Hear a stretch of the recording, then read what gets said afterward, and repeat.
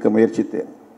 ஆனால் அன்றைய நிலையிலே பொருளாதார நெருக்கடியால் வன்னியரசின் துணையோடு நான் ஒரு அவருடைய கருத்தையும் கேட்டு ஒரு வேட்பாளரை தேர்வு செய்தேன்.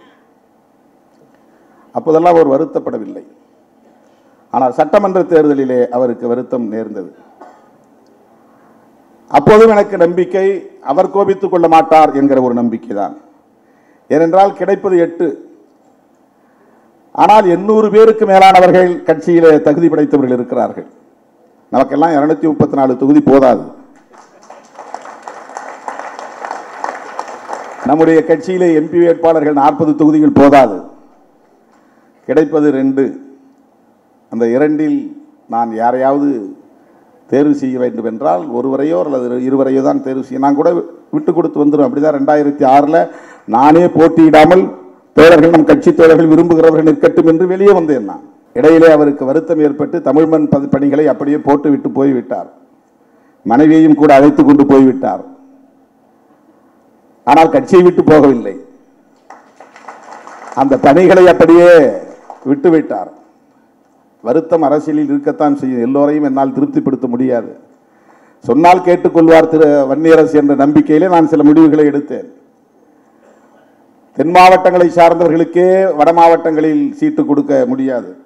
1-2 பேர் என்ற கணக்கிலே நான் 2011 அவருக்கு போட்டியிடுகிற வாய்ப்பை என்னால் தர இயலவில்லை. சிவராஜசேகர் சொன்னதைப் போல ஒரு கருத்தை அண்மையிலே பதிவு செய்தார் காங்கிரஸை பற்றி. அது ராஜசேகருக்கு தெரியாது, வேறு யாருக்கும் தெரியாது. நான் வன்னியரசு வரை சொல்லி அறையிலே உட்கார்ந்து கண்டித்தேன். உண்ட நாளுக்கு நாள் மெச்சூரிட்டி வரணும். நீ முதிர்ச்சி அடைந்த தலைவராக உன்னை ஆளாக்கி கொள்ள வேண்டும். அரசியலில் பொது வாழ்வில் உணர்ச்சி வயப்படுவதற்கு இடம் கொடுக்கவே கூடாது. நாம் எல்லாவற்றையும் கடந்துதான் வந்திருக்கிறோம். நம்மை வீழ்த்துவதற்கு எவ்வளவோ சதிகள் நடந்தன. இன்றைக்கும் அவதூறு பரப்புகிறார்கள். தமிழ்நாட்டில் 40 நாடாளுமன்ற உறுப்பினர்கள் இருக்கிறார்கள், பாண்டிச்சேரி உட்பட. ஆனால் விழுப்புரத்திலும் சிதம்பரத்திலும் போய் காணவில்லை, கண்டா வரை சொல்லுங்கள் என்று சுவரொட்டி ஒட்டுகிறார்கள். ரவிக்குமார் 24 மணி நேரம் தொகுதியிலேயே கிடக்கிறார்.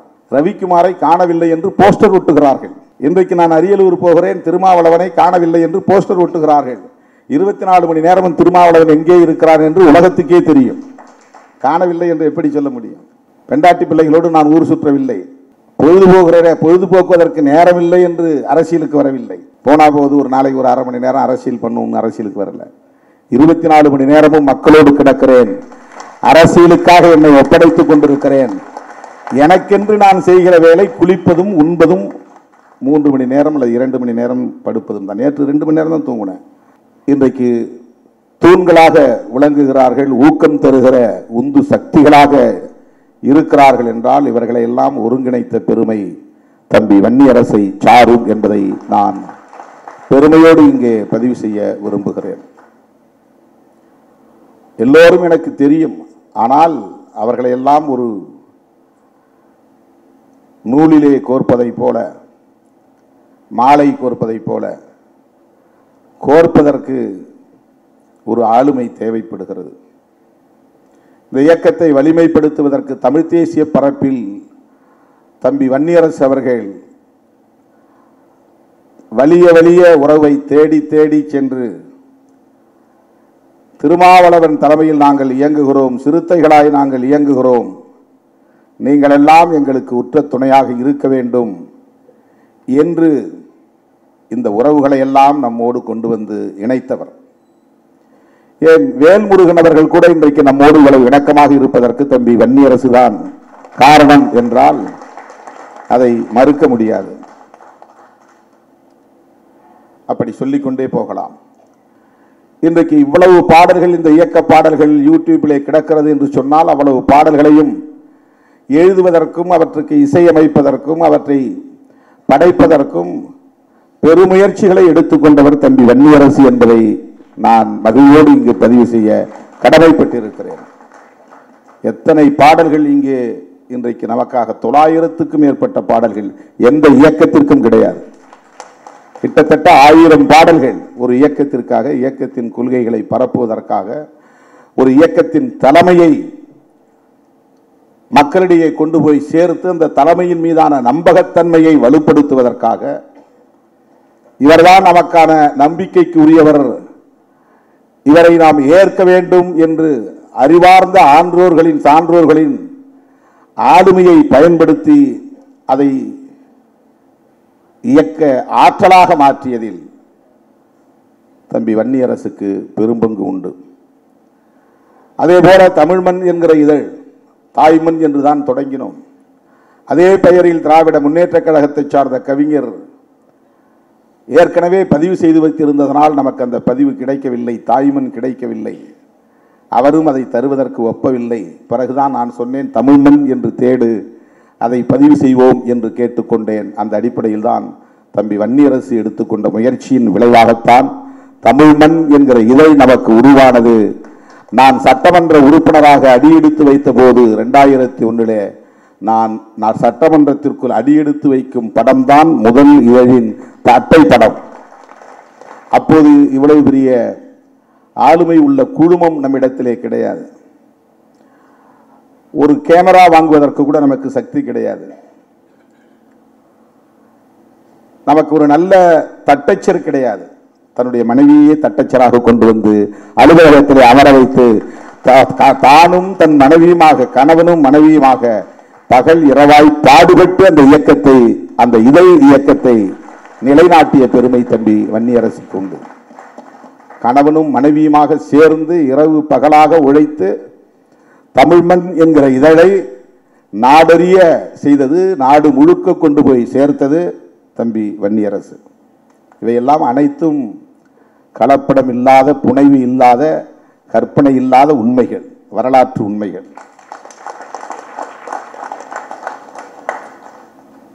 தன்னுடைய மனைவியை அழைத்து வருவதற்கு முன்பு ஒரு நல்ல ஆற்றல் உள்ள, தமிழ் ஞானமுள்ள ஒரு தட்டச்சர் தம்பி நீல புகழேந்தி, அவரை கொண்டு வந்த அந்த அவையிலே அமர வைத்தது தம்பி வன்னியரசு.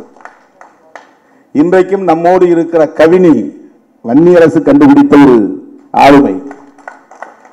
இன்றைக்கும் நம்மோடு அவர் இருக்கிறார். அதே போல குறும்படங்கள் இயக்கத்திற்கு, அதே போல ஈழத்தமிழர்களுடன் இருக்கிற தொடர்புகள், புலம்பெயர்ந்த நாடுகளில் உள்ள ஆளுமைகளுடன் இருக்கிற தொடர்புகள், இன்றைக்கும் நான் கூட சலித்து போய் நாம் இங்குள்ள வேலைகளை கவனிப்போம் என்று என் கவனத்தை திசை திருப்பும் போதெல்லாம், இல்லை இல்லை, நாம் அந்த களத்தில் எப்போதும் போல் வீரியத்தோடு இருக்க வேண்டும் என்று உணர்த்தக்கூடிய ஒரு தம்பியாக, அதை இழுத்து பிடிக்கிற ஒரு தம்பியாக, புலம்பெயர்ந்த நாடுகளில் உள்ள தோழர்களோடு தொடர்ந்து நட்பு வைத்திருக்கிற, அந்த தொடர்பை தக்க வைத்துக் கொண்டிருக்கிற, தலைமையோடு அவற்றை பிணைத்து வைத்துக் கொண்டிருக்கிற ஒரு பொறுப்புள்ள தம்பிதான் வன்னியரசு. ராஜசேகர் சொன்னதை போல அவர் உணர்ச்சி வயப்பட்டு சில பதிவுகளை செய்வது உண்டு, மேடைகளில் பேசுவது உண்டு.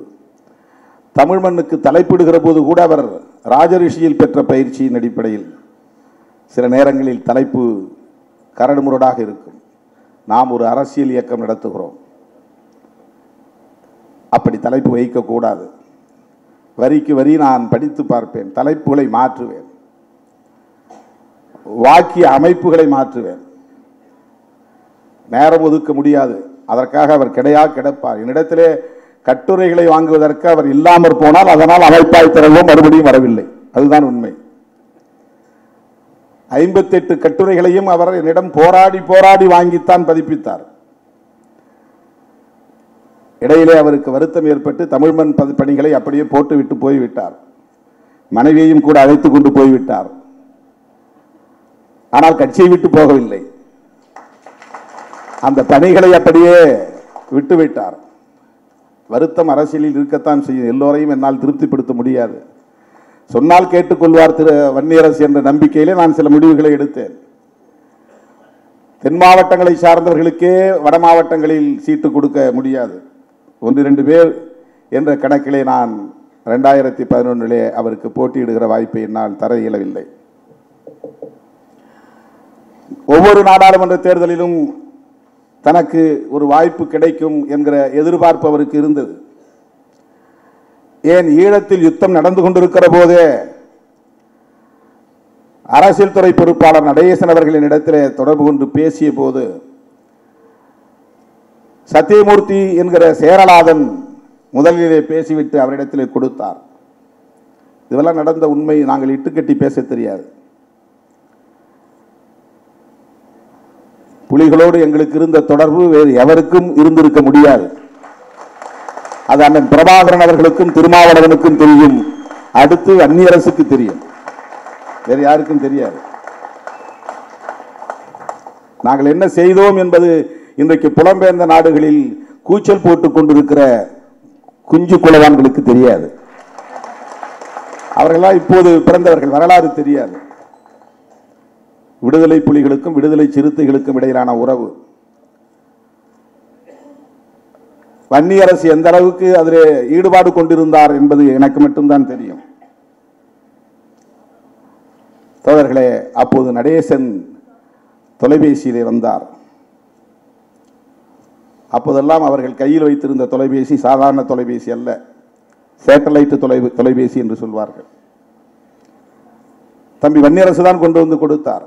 அந்த யுத்தம் நடந்து கொண்டிருக்கிறது, எந்த நேரத்திலும் நாங்கள் சாம்பலாகி விடுவோம் என்றுதான் பேச்சை தொடங்கினார் சேரலாதன். இங்கிருக்கிற இயக்கங்களை எல்லாம் கடுமையாக திட்டி பேசினார். தலைவர்களின் பெயர்களை சொல்லி ஒருமையில் பேசினார்.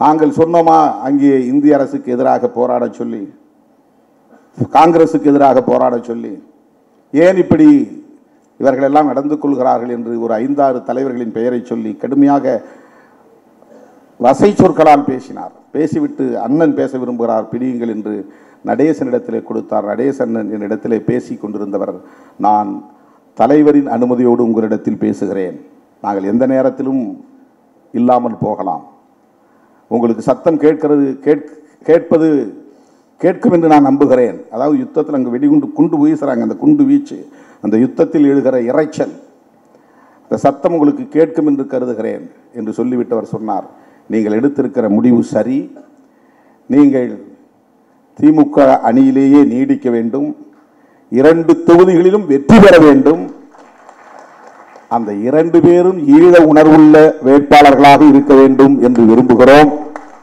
ஒரு தொகுதியில் நீங்கள் போட்டியிட்டால் இன்னொரு தொகுதியில் வன்னியரசை நிப்பாட்டுங்கள் என்று சொன்னார். இது உண்மை. அது அவருக்கு தெரியாது, எனக்கு தெரியும். என்னிடத்தில் தான் பேசினார்கள். ஆனால் நான் கட்சியில் சில புரோட்டோகால், எவ்வளவு நம்பிக்கையோடு தம்பி வன்னியரசு இருந்தாலும் கூட பைபாஸ் பண்ணி கட்சியிலே இருக்கிற மூத்த பொறுப்பாளர்களை தாண்டி வன்னியரசை விடவும் இன்னும் வலுவாக அந்த களத்திலே பணியாற்றக்கூடிய தகுதியுள்ளவர்கள் தேவை என்ற நிலையில் நான் அன்றைக்கு சில முடிவுகளை எடுக்க முயற்சித்தேன். ஆனால் அன்றைய நிலையிலே பொருளாதார நெருக்கடியால் வன்னியரசின் துணையோடு நான் ஒரு அவருடைய கருத்தையும் கேட்டு ஒரு வேட்பாளரை தேர்வு செய்தேன். அப்போதெல்லாம் அவர் வருத்தப்படவில்லை. ஆனால் சட்டமன்ற தேர்தலிலே அவருக்கு வருத்தம் நேர்ந்தது. அப்போதும் எனக்கு நம்பிக்கை, அவர் கோபித்துக் கொள்ள மாட்டார் என்கிற ஒரு நம்பிக்கை தான். ஏனென்றால் கிடைப்பது 8, ஆனால் 800 பேருக்கு மேலானவர்கள் கட்சியிலே தகுதி படைத்தவர்கள் இருக்கிறார்கள். நமக்கெல்லாம் 234 தொகுதி போதாது. நம்முடைய கட்சியிலே எம்பி வேட்பாளர்கள் 40 தொகுதிகள் போதாது. கிடைப்பது 2.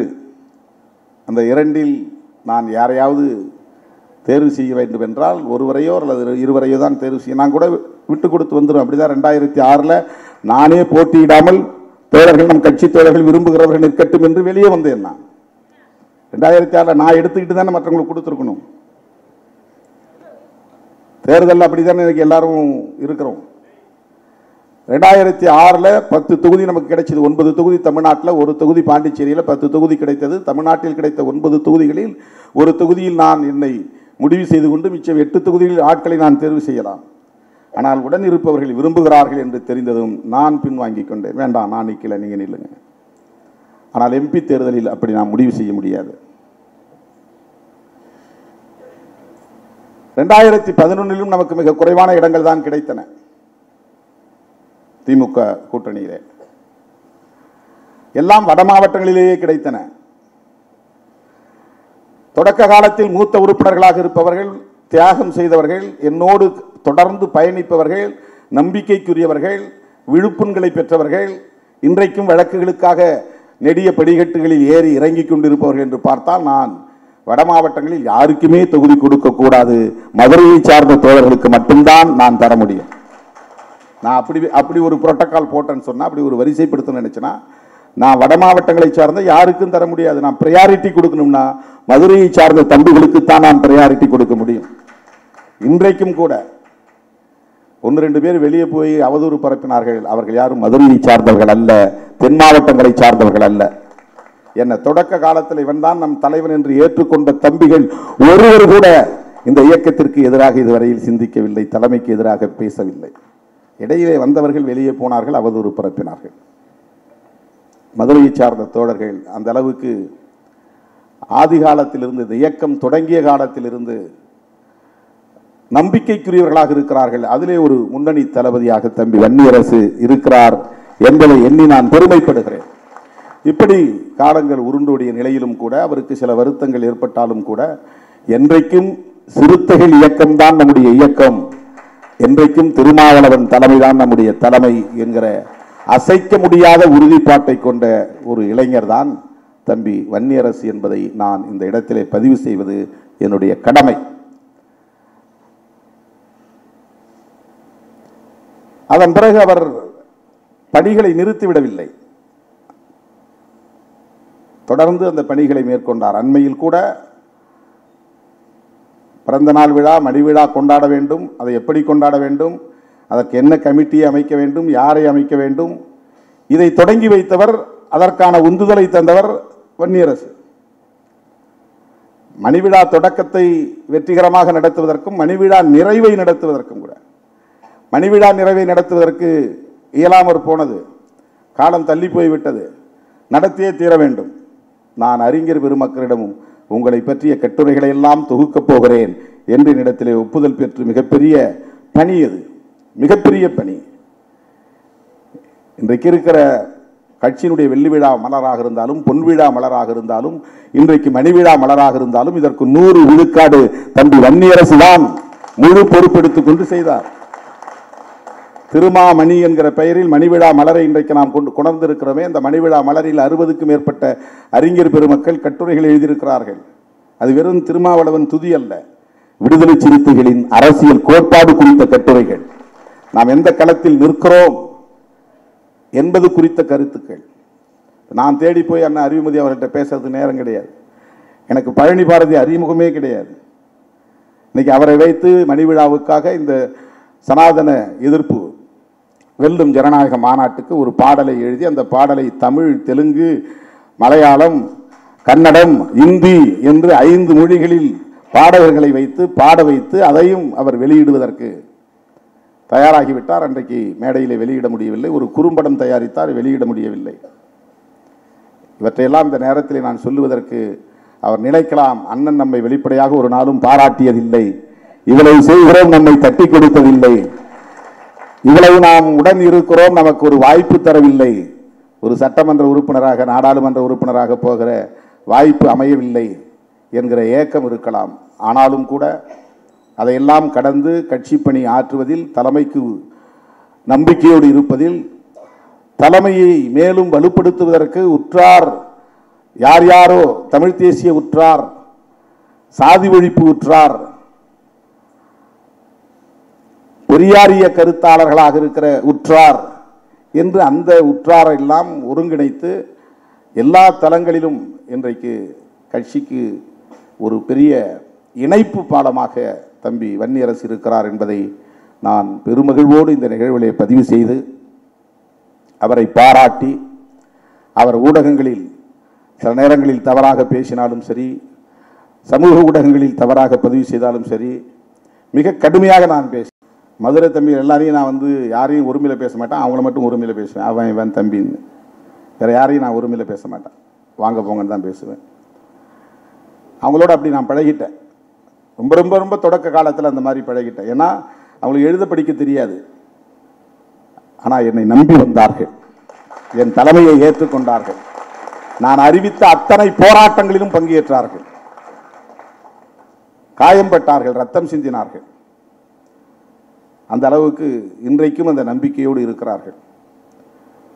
அருமை தோழர்களே, தம்பி வன்னியரசு அவர்கள்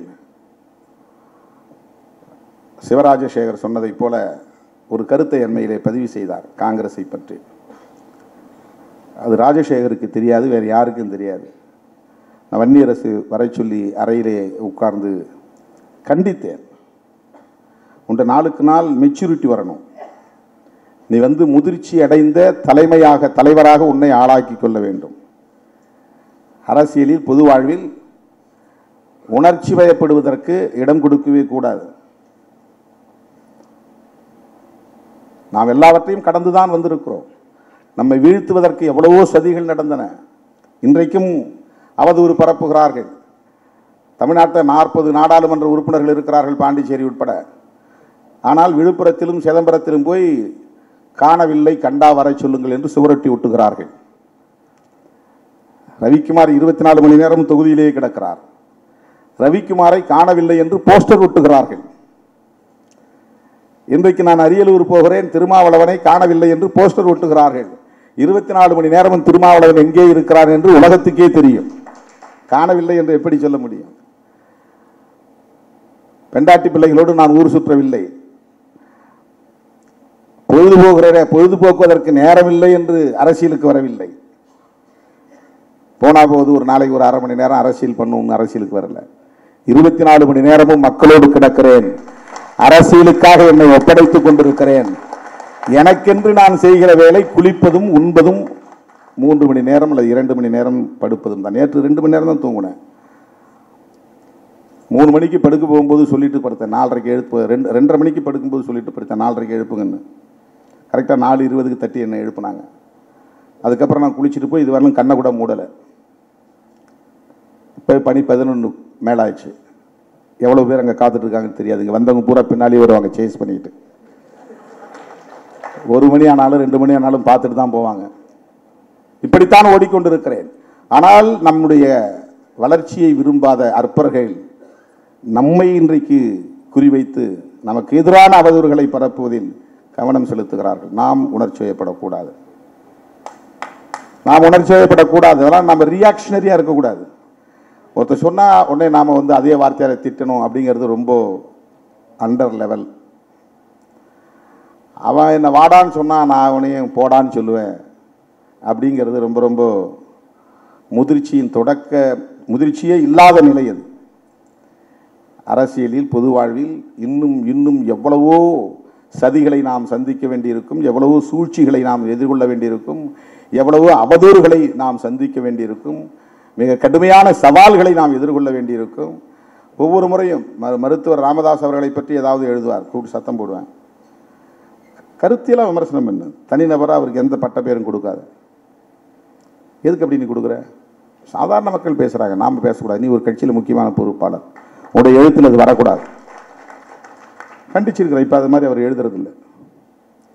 எந்த தனிநபரையும் எந்த காரணத்தை முன்னிட்டும் எவனாவது பேசின அப்புறம் அவன் லெவல் அவ்வளவுதான், அது அவனே தன்னை அடையாளப்படுத்திக்கிறான். என்னை பற்றி ஒருத்தன் குறைவாக பேசுகிறான்னா அது என்ன அவன் குறைத்து மதிப்பிடுவதில்லை, அவன் எந்த லெவலில் இருக்கிறாங்கிறத அவன் எக்ஸ்போஸ் பண்ணிக்கிறான், அம்பலப்படுத்திக்கிறான். அவங்ககிட்ட இருக்கிற சரக்கு அவ்வளவுதான், அவனுடைய தரம் அவ்வளவுதான், அவனுடைய தகுதி அவ்வளவுதாங்கிறத அவனே வெளிச்சம் போட்டு காட்டிக்கொள்கிறான், அவ்வளவுதான்.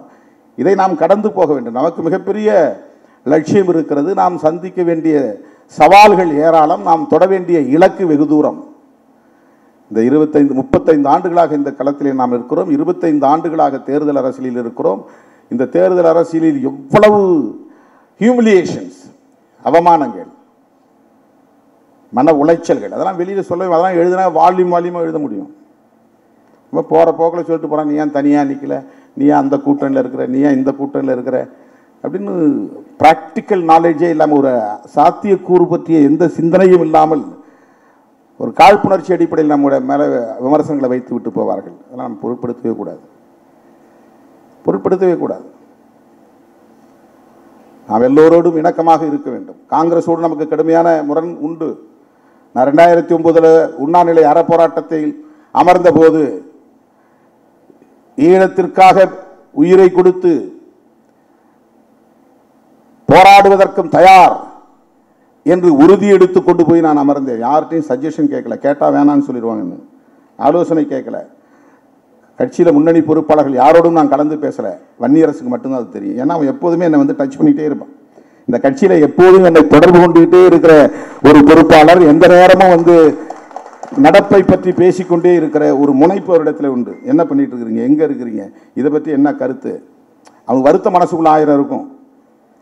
ஆனால் நம்ம என்ன செய்யலாம், ஏன் இப்படி இங்கே அமைதியாக இருக்குது, இதை ஏதாவது பண்ணணும், இதை ஏதாவது தள்ளணும், இதுக்கு எதாவது நம்ம வந்து ரியாக்ட் பண்ணணும், இதுக்கு எதுக்காக நம்ம வந்து ஒரு கருத்து சொல்லணும், ஸ்டேட்மெண்ட் சொல்லணும். அப்போ நான் வந்து ஈழத்தமிழர்களுடைய பிரச்சனை ரொம்ப முத்தி போய் ஜனவரி மாதம் 4ஆம் தேதி வன்னியை சூழ்ந்து விட்டார்கள் என்று மார்க்சிய பெரியாரிய பொதுவுடைமை கட்சி தலைவர் ஆணைமுத்து அவர்கள் நடத்திய திருச்சி மாநாட்டிலே பங்கேற்கிற போது நான் உரத்து பேசிவிட்டு வந்து பொங்கு தமிழ் அலுவலகத்துக்கு போய் மருத்துவர் ராமதாஸ் அவர்களை பார்த்து பேசினேன், நாம் ஏதாவது பண்ணணும் அப்படின்னு. அப்போ அவர் சொன்ன ஆலோசனை அடிப்படையில் பெரியார் திடலுக்கு போனோம். ஆசிரியர் வீரமணி அவர்களோடு சேர்ந்து பேசணும். அது ஒரு நீண்ட நெடிய வரலாறு, நான் மீண்டும் அதை பேச விரும்பவில்லை. ஆனால் கடைசியாக யாரும் ஒத்துவரவில்லை. ஈழம் தொடர்பாக எல்லோரும் இப்படி மந்தமாக இருக்கிறார்களே என்ற வலியோடு நான் மட்டும் சாகும் வரை உண்ணாவிரதம் இருக்க போகிறேன். யாரும் வர வேண்டாம், உனக்கெல்லாம் குடும்பம் இருக்கு, பொண்டாட்டி பிள்ளை இருக்கு. மனப்பூர்வமா, ஜென்யூனா, உண்மையா நேர்மையான உள்ளத்தோட சாவோங்கிற ஒரு அந்த தைரியத்தோட தான் போனேன். அப்ப வன்னியரசு நானும் வந்து உட்கார்றேன், இல்லை ஆகும்னார். வேண்டாம், யாரும் உட்காராதீங்க, நான் மட்டும் உட்கார்றேன் அப்படின்னு இடம் பிடிச்சு மரமலை நகரில் போய் உட்கார்ந்த 4 நாள். அன்னைக்கு அவருக்கு தெரியும், தோழர்களே, அந்த உண்ணாவிரதத்தின் போது ஈழத்துக்கு ஆதரவாக போராடக்கூடிய சக்திகள் ஓடி வந்து என் பக்கத்திலே அவர்களும் சேர்ந்து அமர்ந்திருந்தால், ஊக்கப்படுத்தி இருந்தால், விட வேண்டாம் என்று என்னை கட்டாயப்படுத்தி இருந்தால், தொடருங்கள் என்று உந்துதல் தந்திருந்தால், 5வது நாள் 6வது நாள் பொங்கல் முடிந்து, அது அப்போ பொங்கல் டேஸ், எல்லாம் பொங்கல் கொண்டாடி இருந்தாங்க. தமிழ்நாடே பொங்கல் கொண்டாடி கொண்டிருந்தது. சிறுத்தைகளை தவிர திருமாவளவன் உண்ணாநிலை அறப்போராட்டத்தில் சாக தயார் என்று உட்கார்ந்திருந்த வேளையில் 32 பேர் 26 பேர் 4வது நாள் குண்டர் தடுப்பு சட்டத்திலே தூக்கி போட்டார்கள். கூட்டணியில் இருந்து கொண்டே நீங்கள் எதிர்முகாமில் சேர்ந்து கொண்டு இந்த ஆட்சியை கவிழ்க்க முயற்சிக்கிறீர்கள் என்று முதல்வருக்கு உளவுத்துறை அன்றைக்கு ரிப்போர்ட். நாங்கள் திமுகவோட இருந்துகிட்டே திமுக கூட்டணியில் இருந்தாலும் கூட ஈழத்தமிழர் பிரச்சனையில் தனித்து முடிவெடுத்தோம். அதுதான் நடந்தது. அன்றைக்கு யாரும் வந்து பக்கத்தில் உட்காரல, போராட்டத்தை கைவிட வேண்டியதாச்சு. மருத்துவர் ராமதாஸ் தான் வந்து என்னை கட்டாயப்படுத்தி நிறுத்தவும் சொன்னார். நாம் 2 பேரும் சேர்ந்து பண்ணுவோன்னு. ஆனால் அவரை யாரும் விமர்சிக்கல. திருமா இது தகுமா என்று என்னை தான் விமர்சித்தார்கள். நான் ஏதோ சமரசமாயிட்டேன், இந்த போராட்டத்தை கைவிட்டுட்டேன், பயந்து பின்வாங்கிட்டேன்னு. என்னுடைய நேர்மை திறம் எனக்கு தெரியும். எந்த அளவுக்கு உள தூய்மையோடு அந்த களத்தில் நான் இறங்கினேன் என்பது எனக்கு தெரியும். ஆனால் அந்த தூய்மை பலரிடத்தில் இல்லை என்பதை நான் அந்த களத்தில் தான் புரிந்து கொண்டேன். இன்றைக்கு புலம்பெயர்ந்த தமிழர்கள் என்னென்னவோ இளம் தலைமுறையினர் பேசுகிறார்கள். காங்கிரஸோடு எங்களுக்கு முரண்பாடு. அந்த கூட்டத்தில் காங்கிரஸை பற்றி நான் பேசினேன், கடுமையாக விமர்சனம் செய்தேன். ஆனால் இன்றைக்கு நான் காங்கிரஸ் கூட்டணியில் இருக்கிறேன். சமரசம் செய்து கொண்டு அல்ல, பதவி என்கிற அடிப்படையில் அல்ல. இந்திய அரசியல் சூழலில் காங்கிரஸோடும் இணைந்தால்தான் சனாதன பாசிச பயங்கரவாதிகளை வீழ்த்த முடியும். அந்த பொட்டன்ஷியல் பவர் காங்கிரஸுக்கு இருக்கு. அது ஆட்சிக்கு வராமல் இருக்கலாம், எண்ணிக்கை குறைவா இருக்கலாம். நேஷனல் பார்ட்டி தேசிய கட்சி என்று வருகிற போது பிஜேபிக்கு எதிராக இன்றைக்கு ஒரு கட்சி தேசிய அளவில் இருக்கிறது என்றால் அது காங்கிரஸ் கட்சி தான். இப்ப காங்கிரசும் இடதுசாரிகளும் சேர வேண்டும் என்பதை 10 ஆண்டுகளாக பேசுகிறோம். முதலாக மோடியை வேட்பாளர், பிரதமர் வேட்பாளர் என்று அறிவித்த போது கடுமையாக கண்டனம் தெரிவித்து ஆபத்தை உணர்த்தி பேசிய இயக்கம். அதை இன்றைக்கு எஸ்விஆர் அவர்கள் தன்னுடைய அணிந்துரையிலே பதிவு செய்திருக்கிறார். பாசிசம் வாசல்படியில் என்று ஒரு ஆய்வுக் கட்டுரை நான் எழுதினேன். இங்கே உள்ள இடதுசாரி சிந்தனையாளர்கள் கூட அந்த ஆபத்தை அன்றைக்கு உணராமல் இருந்தார்கள். ஆனால் அந்த ஆபத்தை உணர்ந்த முதல் கட்சி விடுதலை சிறுத்தைகள் கட்சி தான் என்று பதிவு செய்திருக்கிறார். அப்போதே நான் சொன்னேன், பதறினேன். அந்த நாளிலிருந்து இந்த நாள் வரையில் பதறிக்கொண்டிருக்கிறோம். ஏன்னா ஐடியாலஜி தான். தனிப்பட்ட முறையில் நமக்கு மோடி அவர்களை பற்றி எதுவும் தெரியாது, காழ்ப்புணர்ச்சி கிடையாது. பிஜேபி பற்றி தனிப்பட்ட முறையில் நமக்கு எந்த முரண்பாடும் கிடையாது. இந்த நாட்டை பாதுகாக்க வேண்டுமானால் அவர்களின் கோட்பாடு சனாதனம் என்கிற பாசிசம் வலுப்பெற்று விடக்கூடாது. அதனால தான் இப்போ கூட நாம் தென்னிந்தியாவிலேயே இவிஎம்ஐ எதிர்த்து 2 கட்ட போராட்டத்தை நடத்திய இயக்கம் விடுதலை சிறுத்தைகள் கட்சி தான். 2 கட்டம் போராட்டம் நடத்தியிருக்கிறோம். 2வது பேசும்போது நான் சொன்னேன், தேர்தலில் நாங்கள் போட்டியிடாமல் புறக்கணிக்கவும் தயாராக இருக்கிறோம் நாட்டை காப்பாற்றுவதற்கு, இவிஎம்ஐ தடுப்பதற்கு என்று. இதெல்லாம் நான் வெறும் பேச்சா பேசல, ஆழ் மனதிலிருந்து சொல்றேன். அந்த அளவுக்கு ஆபத்து இருக்கு என்கிற காரணத்தினால் சொல்லுகிறேன். சும்மா நாங்கள் 2 பேரும் ஜெயிச்சு போறதுனால ஒன்றும் பெரிய மாற்றம் நிகழ்ந்துட போறதில்லை. ஆனால் இவிஎம்முக்கு எதிராக போராட வேண்டிய தேவை இருக்கிறது. அந்த உணர்வை மக்களிடத்திலே வளர்க்க வேண்டிய தேவை இருக்கிறது. அதை நான் ஆழமாக உணர்ந்த நிலையில் தேர்தலை புறக்கணிக்கவும் தயார் என்று நான் சொன்னேன். தோழர்களே, தேர்தல் நெருங்கிக் கொண்டிருக்கிறது. தமிழ்நாட்டில் அவர்கள் என்னதான் தலைகீழாக நின்றாலும் அவர்களால் இங்கே வேரூன்ற முடியாது, காலூன்ற முடியாது என்கிற நம்பிக்கை நமக்கு உள்ளது. அதிமுகவின் வாக்கு வங்கியை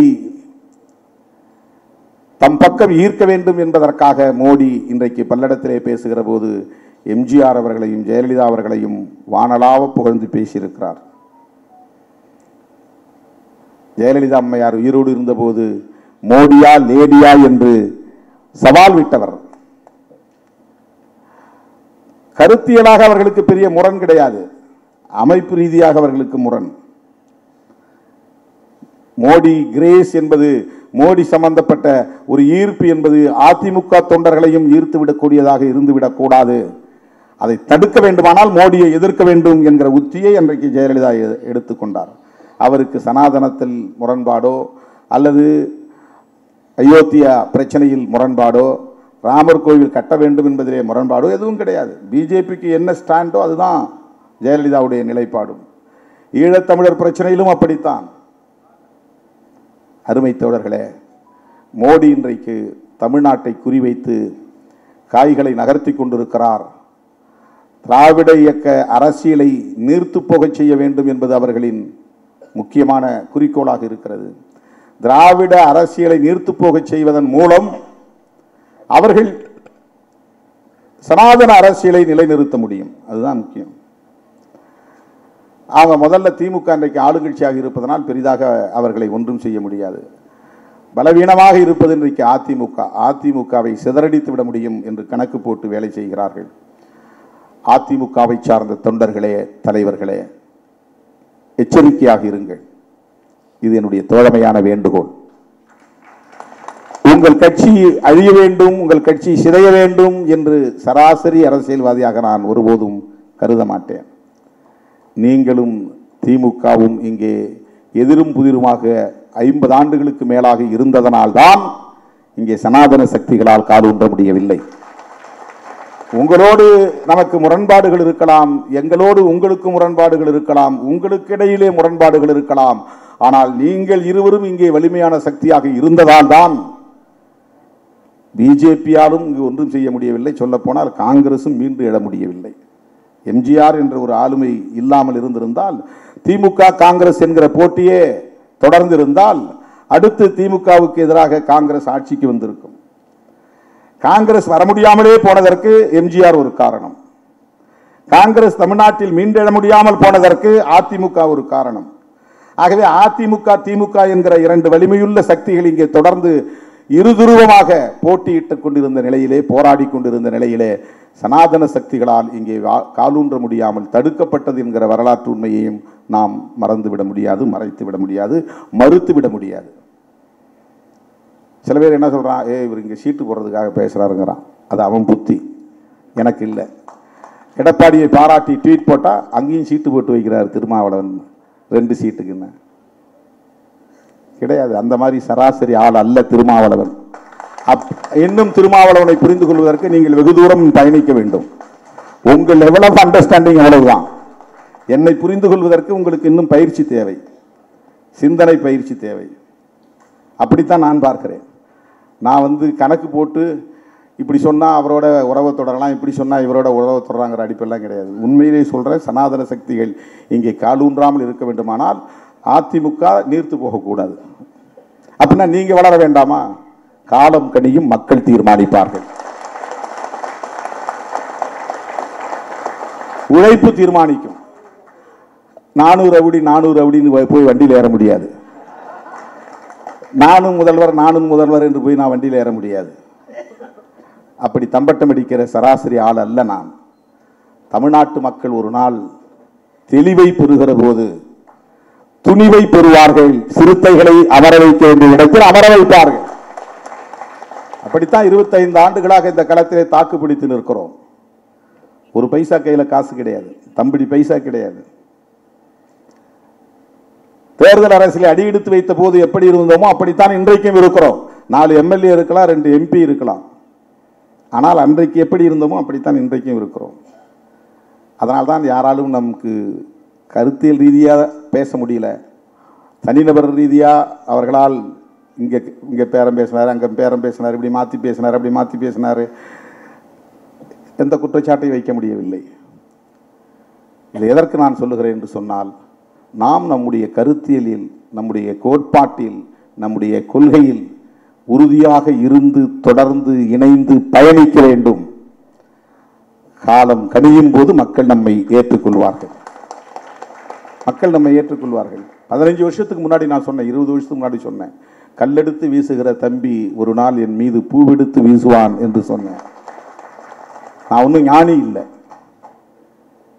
பூவெடுத்து வீசுகிறார்கள் இன்றைக்கு. அருமை தோழர்களே, இந்த களத்தில், இப்படிப்பட்ட இந்த பயணத்தில் எனக்கு பல வகையிலும் உற்ற துணையாக இருக்கிற தம்பி இன்றைக்கு ஒரு நூலின் படைப்பாசிரியராக, எழுத்தாளராக பரிணமித்திருக்கிறார் என்பதை எண்ணி நான் பெருமைப்படுகிறேன், வாழ்த்துகிறேன், பாராட்டுகிறேன்.